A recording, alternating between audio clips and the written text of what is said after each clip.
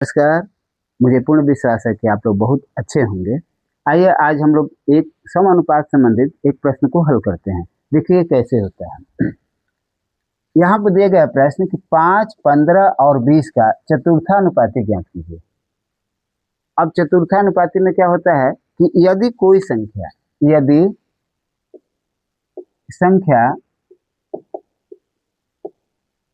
ए, B, सी और D, कोई संख्या है और डी समानुपात में हो, समानुपात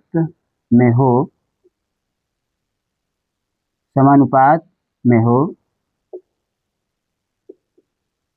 तो इसका एक फॉर्मूला बन जाता है। अगर ए, बी, सी और डी कोई 4 संख्या है और वो समानुपात में है तो उसमें क्या होगा, ए बटा बी इक्वल टू सी बटा डी, ये इसका फॉर्मूला एक बन जाता है। ए बटा बी इक्वल टू क्या होता है, सी बटा डी। अब इस प्रश्न में चतुर्थ का मालूम करना है। चतुर्थ कितना होगा, तो ए प्रथम हो गया, बी द्वितीय हो गया, तृतीय हो गया, चतुर्थ यानी डी का मान ज्ञात करना है। तो इसका मतलब यहाँ प्रश्न में क्या है, a equal to 5, b equal to 15, c equal to 20 और डी का मान हमको मालूम करना है। यानी चौथा अनुपात क्या होगा इसको मालूम करना है। तो इसी फॉर्मूले पर हम रख देंगे। तो ए बटा बी का मतलब क्या हो गया, 5 बटा 15 हो गया इक्वल टू सी बटा डी, तो सी का मान कितना है 20, बटा में कितना हो जाएगा डी, ये हो गया हमारा। तब यहाँ पर देखते हैं इसको जब इक्वल टू हो तो इस कंडीशन में क्या करेंगे, क्रॉस मल्टीप्लाई यानी तिर्यक गुणा कर देंगे। तो इससे करेंगे तो ये क्या हो जाएगा 5d इक्वल टू ये 15 में 20 से मल्टीप्लाई हो गया तो कितना हो जाएगा 300 हो जाएगा। अब d का मान मालूम करना है कि d इक्वल टू क्या हो जाएगा, तो यहाँ पर 300 अपान क्या हो जाएगा 5, इससे कट जाएगा तो ये कितना हो जाएगा 60।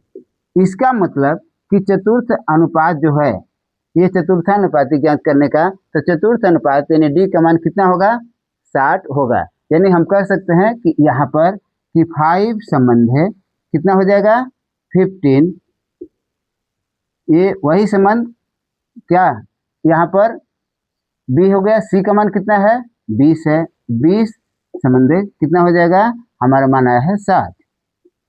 अब इसको देखते हैं दोनों बार, ये चतुर्थ अनुपात है, ये प्रथम, द्वितीय, ये तृतीय, ये चतुर्थ हो गया, हमको इसी का मान निकालना था। तो यहाँ पर अगर हल करके देखेंगे तो 5 बटा 15 हो गया इक्वल टू 20 बटा 60, ये दोनों का मान करेंगे तो 1, 5, 3 और यहाँ पर भी करेंगे तो 1 बटा 3, दोनों ये बराबर हो गया। तो इस तरीके से हमारा चतुर्थ अनुपात क्या निकला 60 निकला। तो हमें ये जानकारी हुई कि अगर कोई भी 4 संख्या सम अनुपात में हो तो हम इस फॉर्मूला का उपयोग कर देंगे, यानी ए अपान बी और सी अपान डी, यानी प्रथम अनुपात बटा दूसरा और इस तरीके से तीसरा बटा चौथा, ये कर देंगे तो इस पर हमारा कोई भी एक अनुपात मालूम हो जाएगा।